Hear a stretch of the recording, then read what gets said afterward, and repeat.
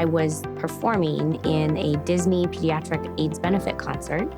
And growing up with dance, I was able to perform on different TV programs, ended up making this audition and capturing this job. I worked with a lot of other people my age and also other dancers older. And so we always had a family physician, sports medicine physician on set to take care of us. And so I think where I had done well in school and seeing what this doctor did, I said, wow, I'm like, this person is pretty awesome to be able to take care of dancers and be in medicine. That's exactly what I want to do, and that's who I want to be like.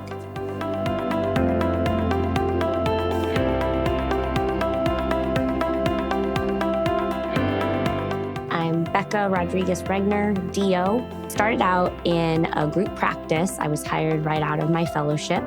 And the desire to really learn about business and medicine was always there. I really focused on the first few years of just becoming a really strong osteopathic family physician, incorporating sports medicine. With family medicine and doing the fellowship in sports medicine, I've been able to have opportunities from great mentors, but also just working with different teams. When the patients and the athletes come in, we really try to emphasize treating the whole person and making sure their mental health is taken care of. We look at their healthy diet and exercise components along with their ailment. We make sure they feel good about the plan and let them know that they're part of the team and making those decisions about their health. So I think patients and athletes, they really appreciate that whole person approach to medicine. The other thing that is important too, and because of osteopathic medicine and our training with OMT, we do a lot of hands-on approach to medicine. We bring the human touch. And so you'll always see our hand to say hello,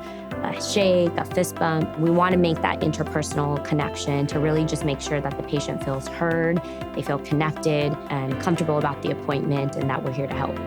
When my husband and I decided to start a family, we started thinking about what would it be like to have your own practice and get your own hours. Before, I was working typically 8 to 5 p.m., asked to doing some weekend things, and I also had my sport events coverage. And so the sports events coverage included being a team physician and women's health director at San Diego State University, covering a high school football team, and running the practice, and then also being a team physician at the Olympic Training Center in Chula Vista, California.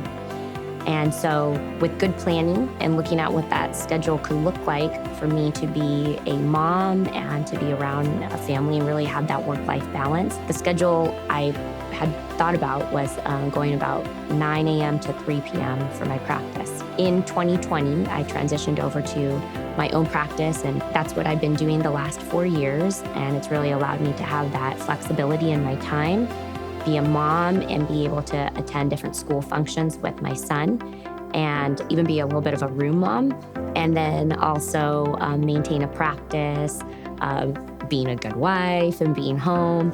And there's a lot of people that's involved with that team, both in the clinic and then in our family. So that's how we made it work the last 4 years. Good teamwork.